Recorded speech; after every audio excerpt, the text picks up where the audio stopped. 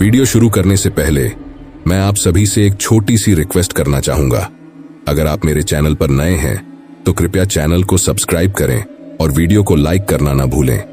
साथ ही कमेंट में हमें बताएं कि आपको हमारी कहानी कैसी लगी, और यदि आप चाहते हैं कि मैं आपका नाम हमारी अगली कहानी में लूं, तो आप कमेंट में यह कहानी कहां से सुन रहे हैं और आपका क्या नाम है जरूर लिखिए।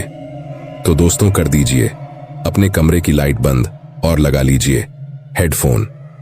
शिवांश की कहानी एक महत्वपूर्ण घटना के इर्द गिर्द घूमती है जो उनके जीवन में एक विशेष मोड़ लाती है। यह घटना कई साल पहले की है, जब शिवांश ने एक रात एक अनोखा अनुभव किया था जो उनके लिए एक रहस्य बना रहा। उस समय उन्हें यह समझ में नहीं आया कि जो कुछ भी हो रहा है वह वास्तविकता है या केवल एक बुरा सपना। यह घटना 22 नवंबर 2003 की रात की है, जब ठंड का मौसम अपने चरम पर था। शिवांश ने अपने ऑफिस का सारा काम समाप्त कर लिया था और वह अपने घर की ओर लौट रहा था। उस समय उनकी खुशी का कोई ठिकाना नहीं था, क्योंकि उन्हें अगले 2 दिनों की छुट्टी मिली थी, जिससे वह मानसिक रूप से बहुत हल्का महसूस कर रहा था। जैसे ही शिवांश अपने घर की ओर बढ़ रहा था, उन्हें अचानक कुछ असामान्य अनुभव हुआ, जिसने उनके दिमाग में एक गहरा डर पैदा कर दिया। यह घटना न केवल उनके लिए एक चुनौती थी, बल्कि यह उनके जीवन में एक महत्वपूर्ण सबक भी लेकर आई, जिसे वह कभी नहीं भूल सकता। अब वो सोचता है कि 22 नवंबर को सभी कार्यों को समाप्त करने के बाद मैं अत्यधिक आराम महसूस कर रहा था, यह सोचकर कि मेरे पास 2 दिन की छुट्टी है। इस समय का मैं पूरी तरह से आनंद लेने का मन बना चुका था और किसी भी प्रकार की चिंता या तनाव से मुक्त था। रात के लगभग 11 बजे मैं तेजी से घर की ओर बढ़ रहा था ताकि जल्दी से खाना खाकर सो सकूं। इस दौरान मुझे रास्ते में एक अजीब दृश्य दिखाई दिया जो मेरे लिए नया था और मैंने पहले कभी ऐसा नहीं देखा था। उस दृश्य को देखकर मेरे मन में एक क्षण के लिए यह विचार आया कि क्या यह कोई भूत या प्रेत हो सकता है। हालांकि मैंने इस पर ज्यादा ध्यान नहीं दिया और अपने घर की ओर बढ़ता रहा। मुझे लगातार यह आभास होता रहा कि कोई व्यक्ति मेरे पीछे है, हालांकि वास्तविकता में ऐसा कुछ नहीं था। मैं अपने निवास की ओर बढ़ता रहा और अंततः अपने घर पहुंच गया। जब मैं घर के दरवाजे पर पहुंचा, तब भी मुझे ऐसा महसूस हुआ कि कोई व्यक्ति मुझे छोड़ने आया है और वह अभी भी घर के बाहर खड़ा है। इसके बाद अगले 2 दिन तक मुझे हर 2 दिन में एक बार ऐसा महसूस हुआ कि कोई व्यक्ति मुझे छोड़ने आया है और वह अभी भी घर के बाहर खड़ा है। समय यह अनुभूति होती रही कि कोई मेरे साथ है। हालांकि मैं खुद को बार बार यह समझाने की कोशिश करता रहा कि यह केवल मेरा भ्रम है। मैं यही सोचकर अपने मन को शांत करने का प्रयास करता रहा कि ऐसा कुछ नहीं है, और इसी तर्क के सहारे अपने डर को टालने की कोशिश करता रहा। उसके बाद जब मैं 2 दिन की छुट्टी के बाद अगली सुबह जब मैं कार्यालय पहुंचा, तब मुझे एक महत्वपूर्ण सौदे के लिए किसी स्थान पर जाना था। मैं उस स्थान का नाम उजागर नहीं करना चाहता, लेकिन यह मेरे लिए एक महत्वपूर्ण अवसर था जिसके लिए मैं पूरी तरह से तैयार था। जब मैंने उस स्थान का नाम सुना तो मैंने अपने सहकर्मियों से कहा कि वहां कोई व्यापारिक अवसर अवश्य मिलेगा। यह नाम मेरे लिए नया था, और जब मैंने अपने ऑफिस के लोगों से इसके बारे में जानकारी ली तो उन्होंने बताया कि यह एक ग्रामीण क्षेत्र है, लेकिन मुझे वहां जाना आवश्यक है। मैंने इस पर कोई प्रतिक्रिया नहीं दी, लेकिन मेरे मन में जिज्ञासा थी। उस स्टेशन से उतरने के बाद मुझे लगभग 13 किलोमीटर की यात्रा करनी थी। जब मैं वहां पहुंचा तो मैंने देखा कि उस स्टेशन पर मेरे अलावा कोई अन्य यात्री नहीं उतरा। यह स्थिति मेरे लिए थोड़ी अजीब थी, क्योंकि आमतौर पर ऐसे स्थानों पर कुछ लोग अवश्य होते हैं। मैं उस स्टेशन पर दोपहर के 3 बजे उतरा था, जबकि मैंने अपने घर के निकट से ट्रेन पकड़ी थी जो रात के 8 बजे की थी। इस समय अंतराल ने मुझे सोचने पर मजबूर कर दिया कि क्या यह यात्रा मेरे लिए सही निर्णय था या नहीं। जब मैं दोपहर के समय वहां पहुंचा तो मैंने देखा कि मेरे साथ इस स्टेशन से कोई अन्य यात्री नहीं उतरा। यह स्थिति मेरे लिए काफी अजीब थी, क्योंकि स्टेशन के चारों ओर भी कोई अन्य व्यक्ति दिखाई नहीं दे रहा था, जिससे मुझे एक प्रकार के अकेलापन का अनुभव हुआ। स्टेशन से बाहर निकलते ही मैंने एक रिक्शा चालक को देखा जो बीड़ी पीते हुए आराम से अपने रिक्शे में बैठा था। मैंने उससे उस स्थान का नाम पूछा और उसने पुष्टि की कि वह उस स्थान को जानता है, लेकिन उसके बाद उसने मुझे बताया कि वहां जाने के लिए एक 4 किलोमीटर लंबा बेकार रास्ता है, जिसके कारण वह मुझे वहां नहीं ले जा सकता। मैंने रिक्शा चालक से अनुरोध किया कि वह मुझे किसी अन्य मार्ग से ले जाए, लेकिन उसने बताया कि दूसरा रास्ता उपलब्ध है, हालांकि वह काफी लंबा है।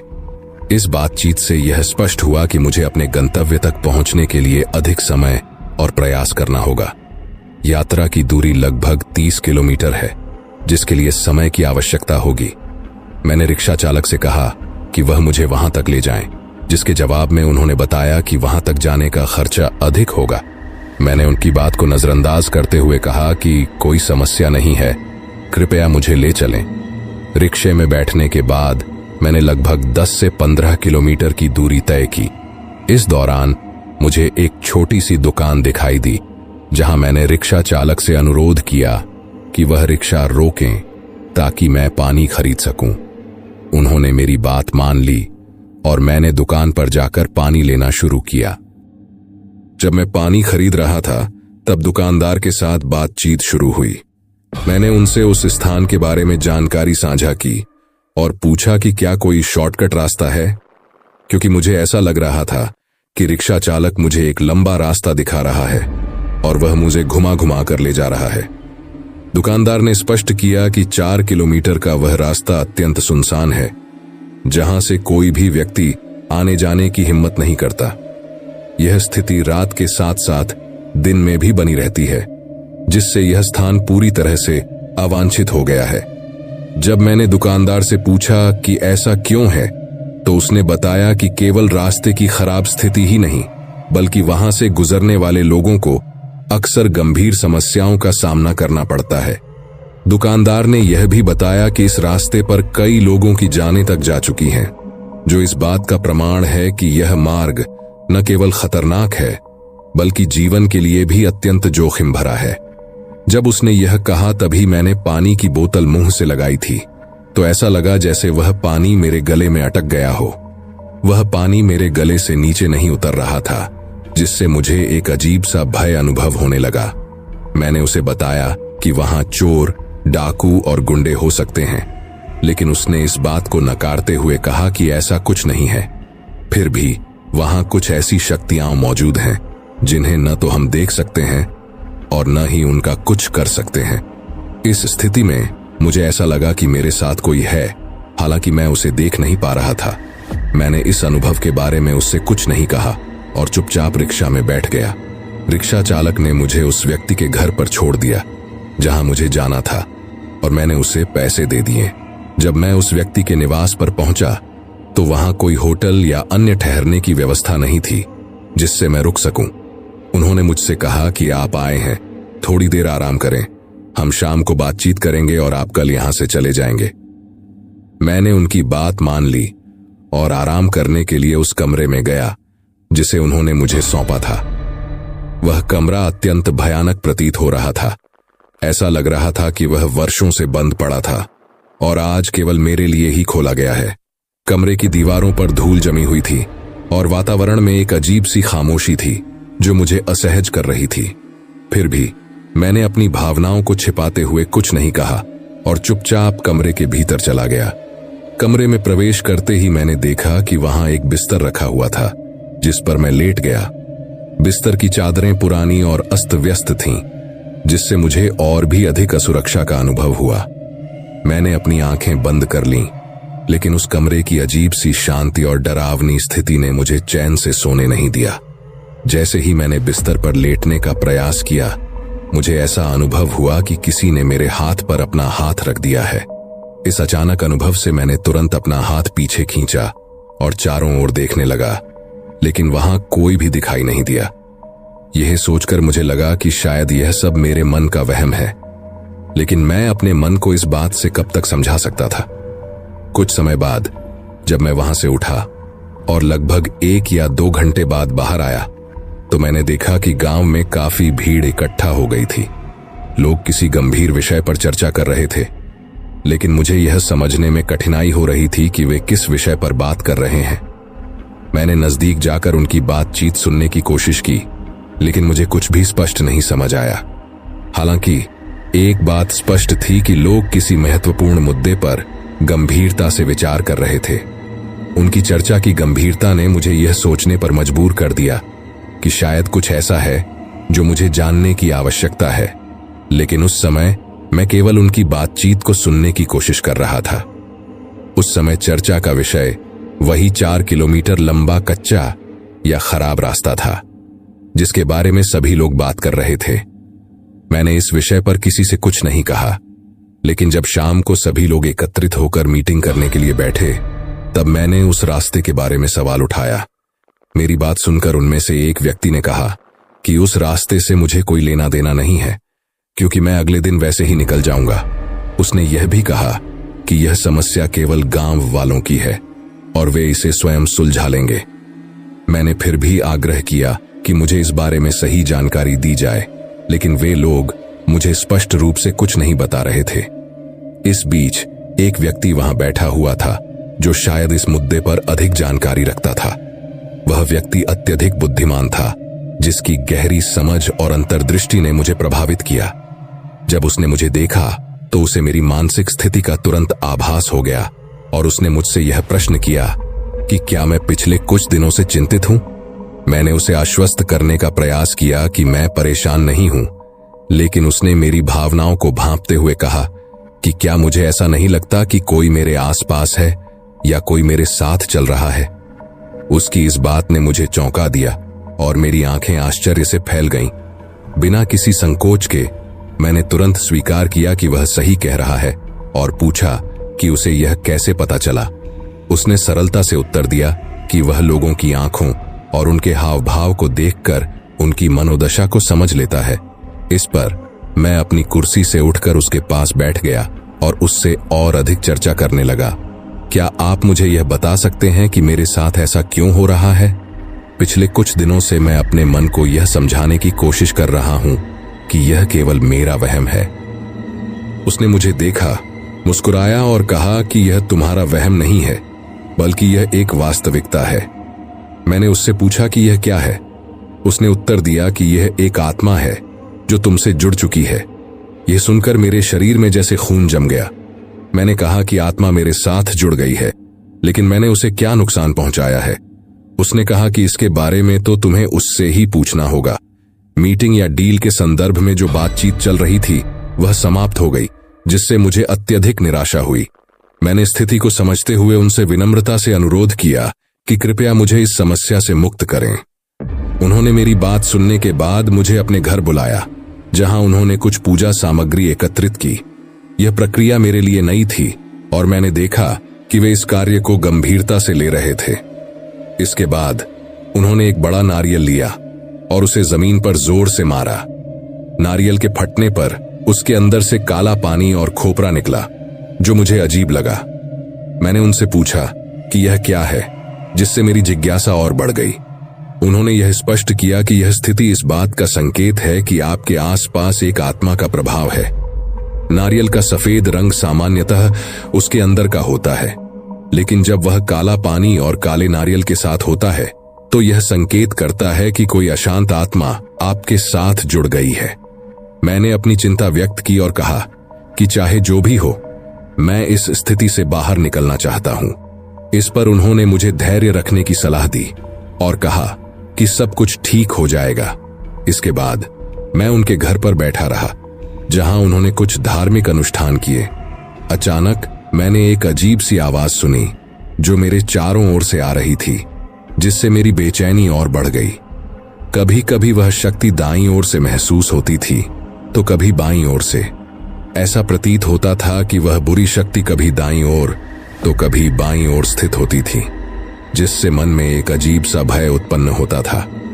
उसकी उपस्थिति का एहसास होते ही मन में अनजाने डर का संचार हो जाता था।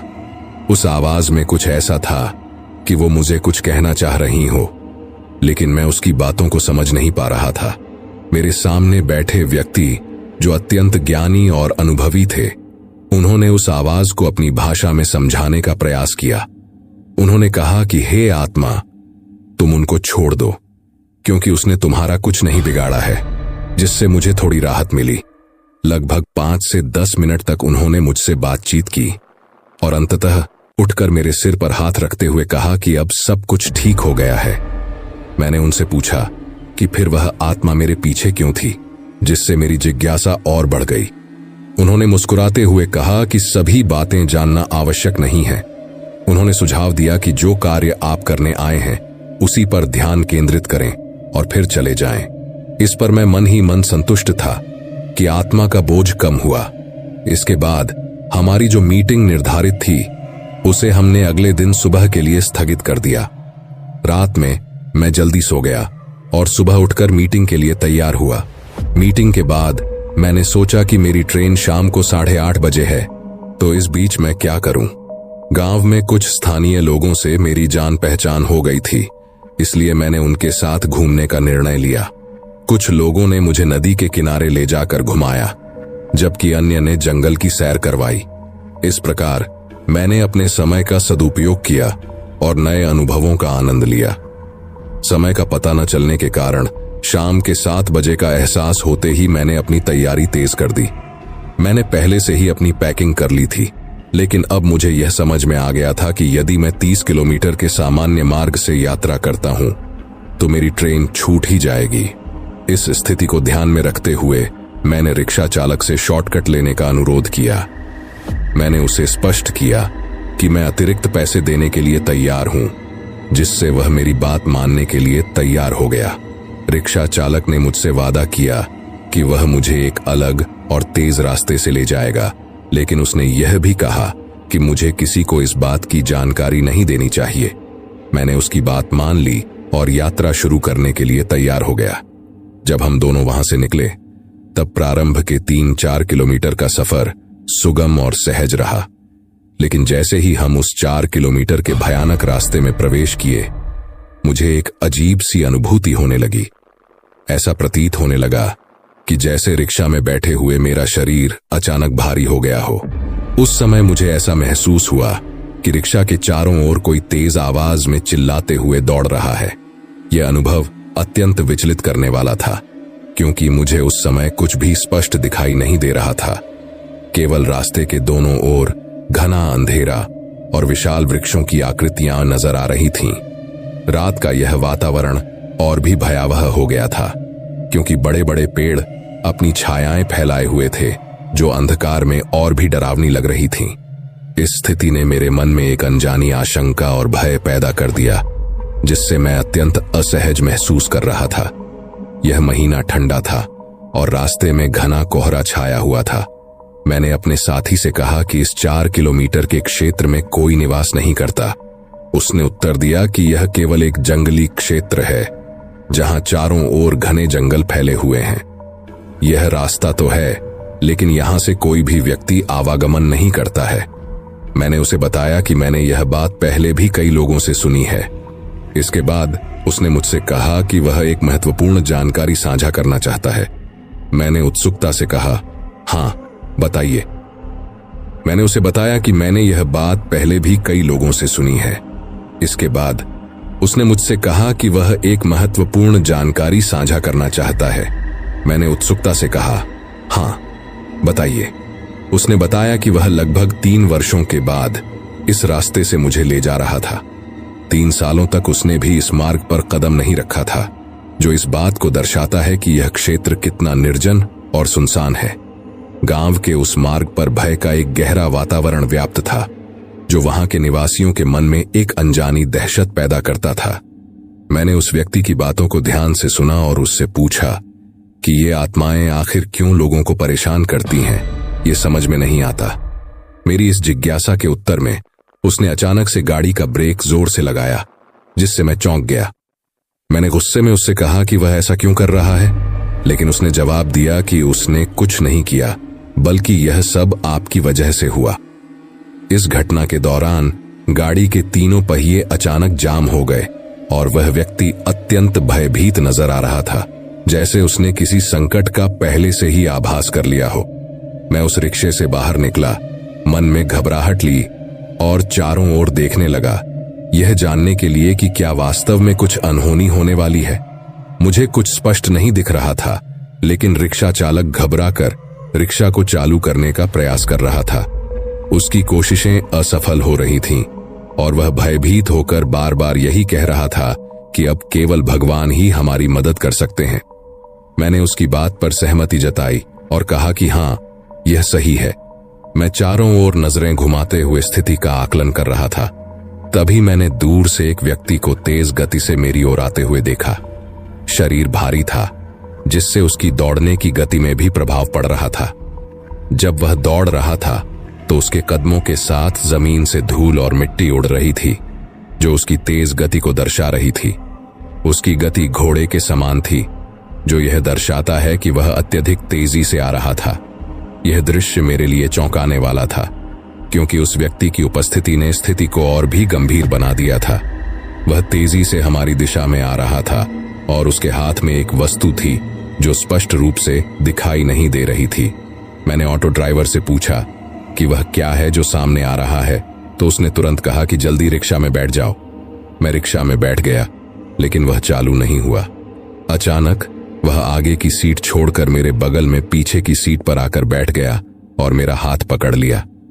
उसकी घबराहट मुझसे कहीं अधिक थी और मुझे ऐसा लग रहा था कि आज मेरी मौत निश्चित है। जैसे ही हम मौत का सामना करने के लिए तैयार थे, अचानक एक गाड़ी का हॉर्न सुनाई दिया। मैंने रिक्शा से बाहर झांका और देखा कि पीछे एक जीप आ रही थी, जो उन्हीं लोगों की थी जिनके घर पर मैं डील करने के लिए गया था। उन्होंने स्पष्ट किया कि उन्हें पहले से ही जानकारी थी कि आप इस मार्ग से यात्रा कर रहे हैं।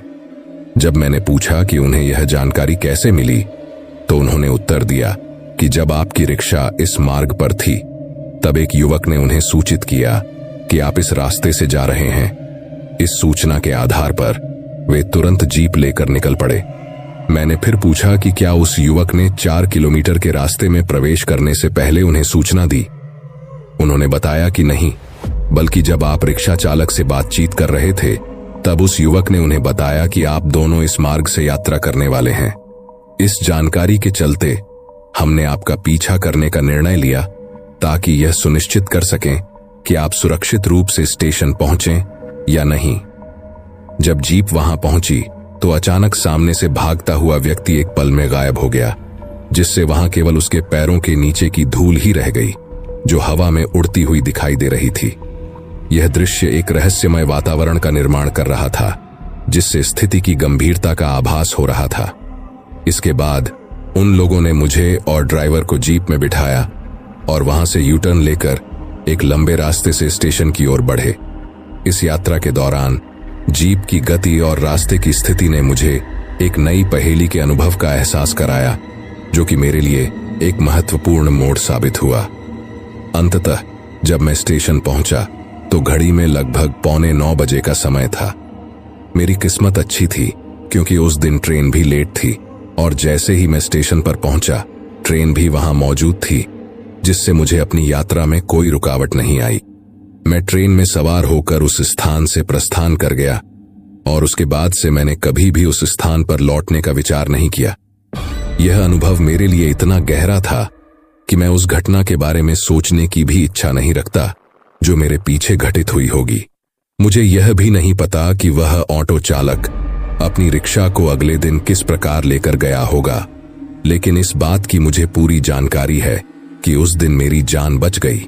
इस प्रकार यह शिवांश की कहानी है, जो हमें यह सिखाती है कि जीवन में कभी कभी हमें कुछ स्थानों और अनुभवों को छोड़ देना ही बेहतर होता है। अब वक्त हो चुका है उन लोगों के बारे में बात करने का जिन लोगों ने कमेंट किए थे। सबसे पहला नाम है शाहला खानुम, जो बेंगलोर से है, दीपक कामत जो जमशेदपुर से है, सिद्दीका अंसारी जो आशावर यूपी से है, मुख्तार चौहान जो अहमदाबाद गुजरात से है, सलीम अंसारी जो नालागढ़ हिमाचल से है, कालू राम जो पुणे से है, सोनू पटेल जो बिहार से है, कृतिरंजन जो ओडिशा से है, रशीद खान जो पटना से है, मोहम्मद नेम जो यूपी से है, जानवी जो सूरत से है, मजीद साहा जो आजमगढ़ यूपी से है, हुसैन जो दुबई से है, मोहम्मद मसरूर जो आंध्र प्रदेश से है। तो दोस्तों, ये थे उन लोगों के नाम जिन्होंने कमेंट किया था।